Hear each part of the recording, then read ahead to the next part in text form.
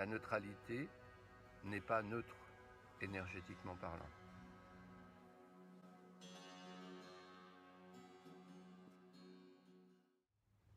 Lorsqu'on est persuadé comme si sa vie était en jeu, que la méditation est une voie de conscience, une voie d'unité, de centrage, eh bien il reste maintenant à choisir son type de méditation.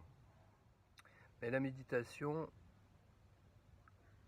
c'est une fleur parmi des milliers de fleurs dans un jardin immense.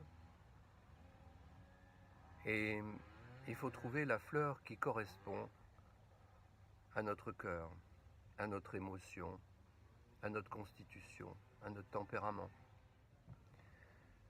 De nombreuses techniques prônent la neutralité et fréquemment un travail respiratoire. Pourquoi la neutralité? Au niveau vibratoire, la neutralité est la première étape positive.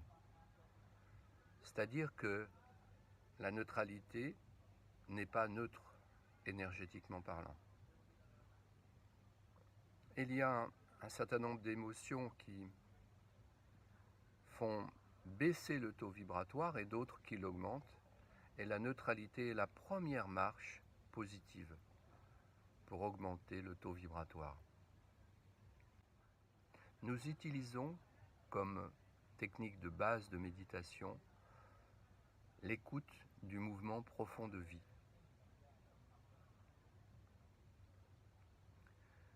C'est parce que je suis ostéopathe et que la perception de ce mouvement, d'abord par les mains, puis ensuite directement au niveau mental,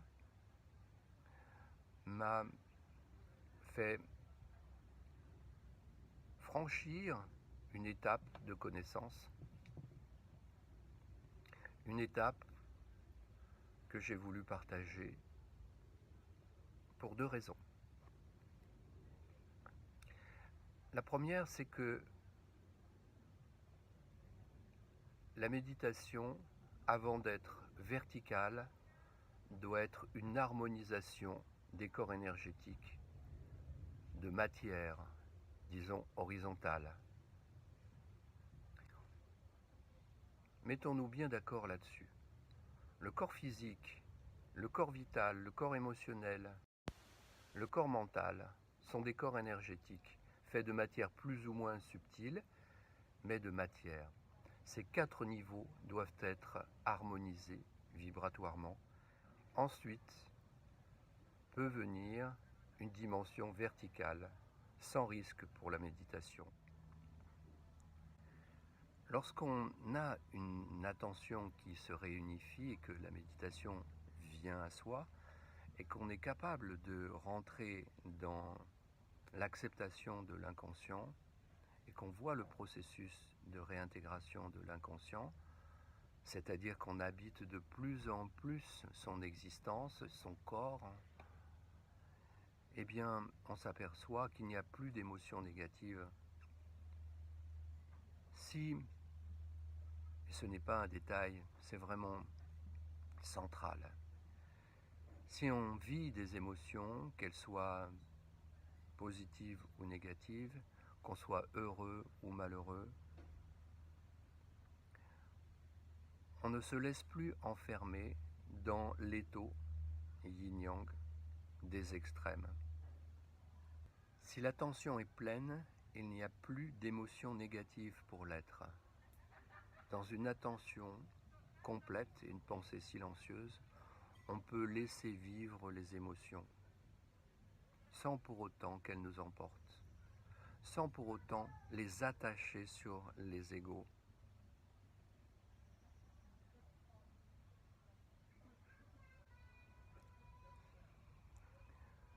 Dans notre positionnement, pour percevoir le mouvement profond de vie, qui est la base de notre éducation au centrage et à la neutralité, il y a 3 aspects fondamentaux. l'écoute juste, le positionnement juste et l'intention juste. L'écoute juste, c'est percevoir que la vie est une, et cette non-expérience, non-dualité de la perception du flux de la vie dans une autre personne et en soi-même, nous plonge dans un fonctionnement complètement différent par la neutralité, où l'on s'aperçoit que les opinions n'ont pas d'importance, par exemple, que nos propres opinions commencent à nous ennuyer profondément, et que tout ce qui est le conditionnement commence à être vu, tout en gardant du bon sens. On peut s'abstenir de juger parce que le conditionnement n'est plus un problème d'inconscient, mais c'est uniquement un facteur dont il faut tenir compte. Oui, j'ai des opinions.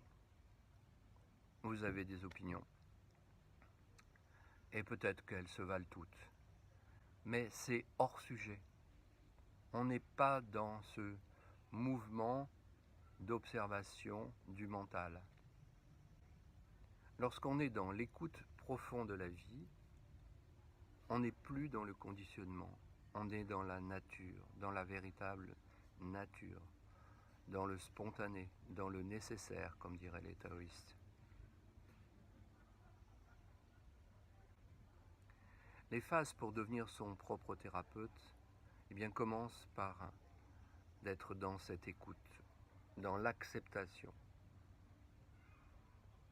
de ce qu'on est. Un très bon exemple est le mouvement du tai chi qui n'est jamais parfait, et pourtant c'est l'art du mouvement parfait. Le mouvement est toujours contrôlé, est toujours dévoyé, est toujours ralenti par des tensions, des erreurs de physiologie, une méconnaissance de la respiration, un blocage des différents diaphragmes.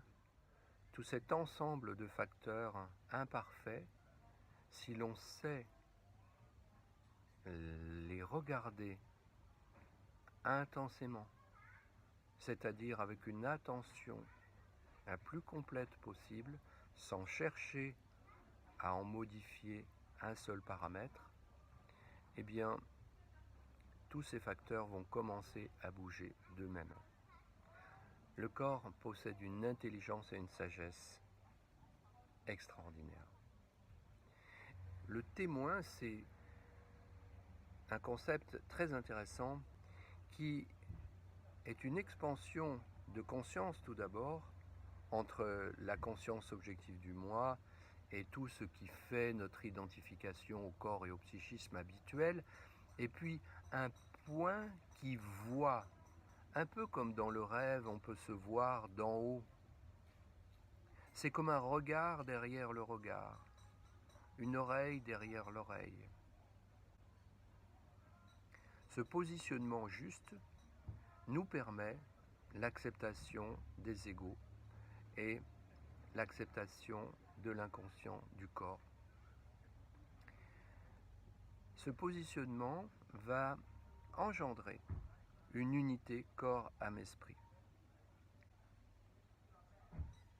Parce que l'ego est dans l'avoir et l'esprit est dans l'être. Le positionnement est fondamentalement l'attention qui est le pont entre l'avoir et l'être. Lorsque l'attention est pure, c'est l'attention du corps, de l'âme et de l'esprit.